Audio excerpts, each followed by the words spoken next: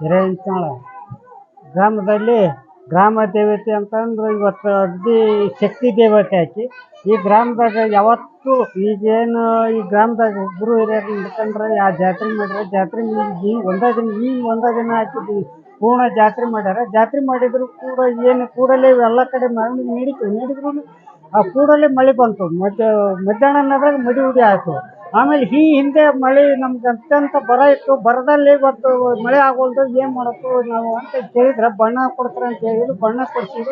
ಬಣ್ಣ ಕೊಡಿಸಿದ್ರೆ ಸ್ವಲ್ಪ ಇಲ್ಲ ಮಳೆ ಆದ್ರೆ ನಾವು ಬಣ್ಣ ಕೊಡಿಸ್ತೀವಿ, ಕೊಡಲ್ಲ ಅಂತ ಒಂದು ಮಾತು ಇತ್ತು.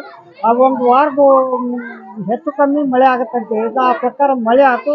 ಆದ್ರೆ ಕೋಡ ಪುರುಷ ದೇವತೆ ಅಂತ ನಾನು ಈ ಮೂಲಕ ಹೇಳ್ಬೋದು.